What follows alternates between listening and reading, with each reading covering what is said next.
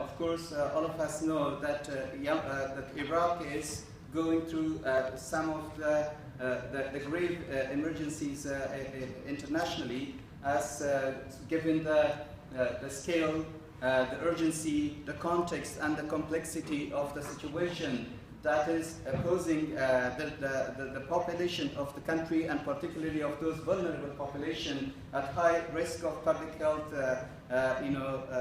issues that we face. And in that sense, I will take you through some of the points that are gathered about update on the health situation and the health cluster activities. The humanitarian situation and vulnerabilities take us through some of the areas. As I mentioned, Iraq is faced with a complex of emergency, which includes both man-made and natural hazards, and mainly conflict in the country. And massive displacement is one of the highlights of this emergency, that at the moment that the numbers are given about 2.8 million displaced people, including that, in addition to that, we have around 250,000 refugees of Syrian origin. The compromised access to quality health care services is a big issue in the country, as we can see some of the main issues in that area, which is access to essential life-saving services, including MCH. The human resources, an issue that in many conflict areas, most of the health personnel, they left the area because of the security concerns. And many health facilities are non-functional. Either they are damaged, there is no health staff, or there is conflict going on there. And interruption of immunization program, and the outbreaks of diseases from vaccine preventable diseases, and treatment of chronic diseases compromised in many areas, which is also a burden in the country. Looking to the situation, we can see the number of cases reported of suspected measles, and confirmed cases that by now we have around 389 cases already confirmed of measles.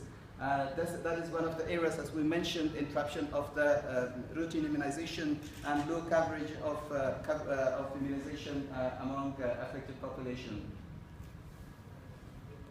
The cluster partners we have in Iraq are about 49 altogether as active.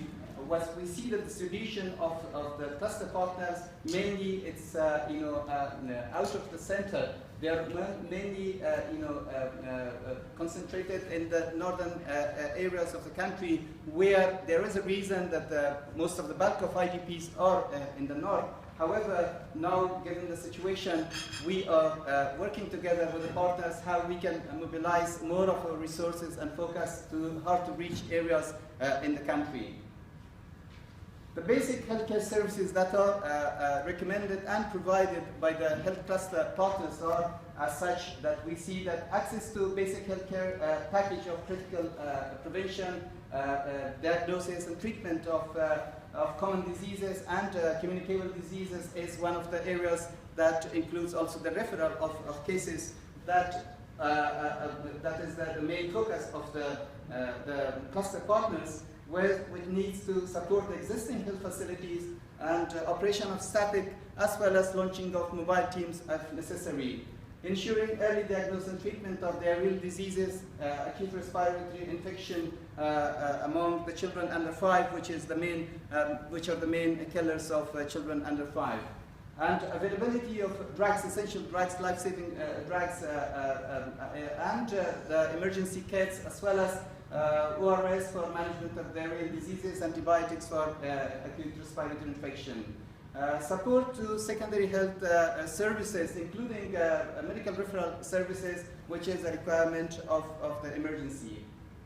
As part of the health cluster interventions, as we mentioned, one of the approaches that is used, and it was also recommended by the leadership of the Ministry of Health in Iraq, it shows that some areas you don't have the capacity to provide health services through the fixed facilities. However, mobile teams or launching of medical mobile teams in those areas is one of the strategies or approaches to use. And this is an example. Of course, it's not representative of all mobile teams we have in the country. It is just an example that we see that 4 mobile teams in the Hook area, which is serving the IDPs outside the camp, is reaching about 16,000 consultations in 4 weeks' time. This is how we can increase the outreach, the services to population who do not have access to normal healthcare services. This is a summary of the report of the health cluster partners services delivered during the months from September till May that we have. As we see, the target was around 3,200,000 consultations to be provided, and so far the partners, they provided around the same target that we had. It's 3,179,000 consultations overall.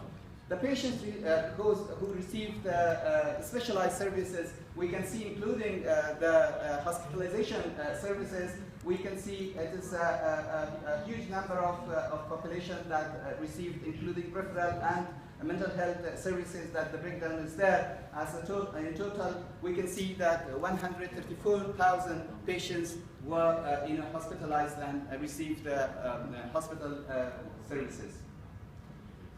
Provision of MNCH care, including basic and comprehensive emergency obstetric and newborn care to target population. We can see that the orange kits and other reproductive health supplies that was planned to be provided for 200, so far we reached to 55 health facilities of both hospital level as well as primary healthcare level to be provided with these supplies.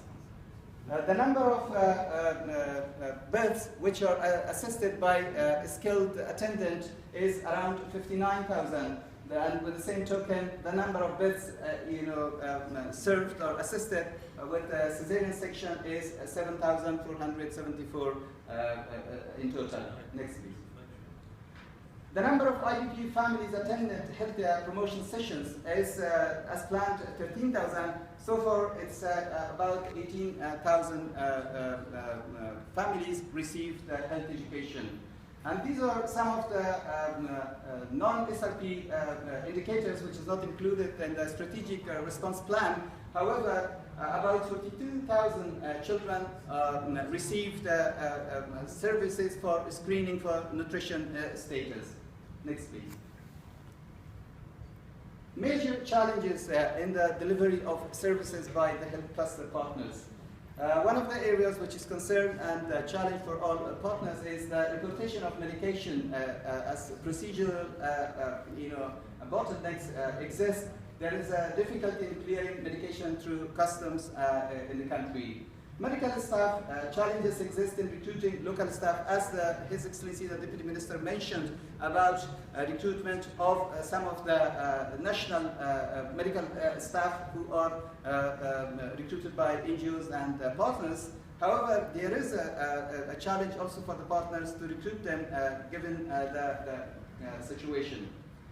Access to hard-to-reach areas with focus to KRD with few national NGOs operating in hard-to-reach areas.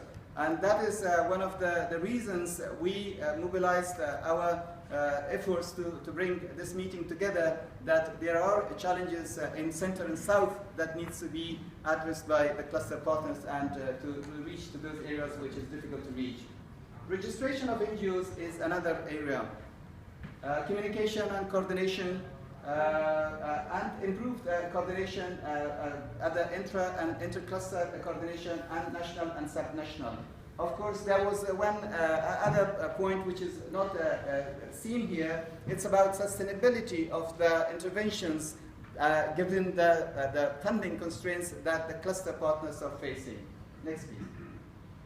As we mentioned about the funding constraints and sustainability problem, we can see that among 92 projects or activities or interventions, which is supposed to be ending in the absence of new funding received, as 83.5% of them, they are going to, reduced to none or be, interrupted by the end of June if new funding is not received. Next, please. And there are some points about way forward, how we can go forward with these challenges and situation in Iraq. One of the areas that is, as mentioned, is the outbreak of diseases, including diseases of VPD source, supporting disease early warning system in the country, and with particular focus to vulnerable population, continuation of uninterrupted supply of essential medicines, including improved medical supplies importation, as mentioned as a challenge, revitalization of primary healthcare services, vaccine campaigns and strengthening of the routine immunization activities, capacity building, including health promotion interventions, ensure better preparedness plans in case of we have this Anbar situation, that we work together to have our contingency plans at the local level as well as national level to be better prepared to respond when the situation happens as this. Ensuring mobilization of resources to hard-to-reach areas, as we mentioned, and improved coordination for synergy and avoiding duplication. These are some of the suggestions and recommendations, and of course most of them is through consensus with the cluster partners, through efforts and discussions together. So thank you very much for your attention, and if there is any questions, we have time for question and answers later. However, for the time being, we have a coffee break for 15 minutes, and then we will continue with the rest of the agenda that we have today. Thank you very much for your attention once again.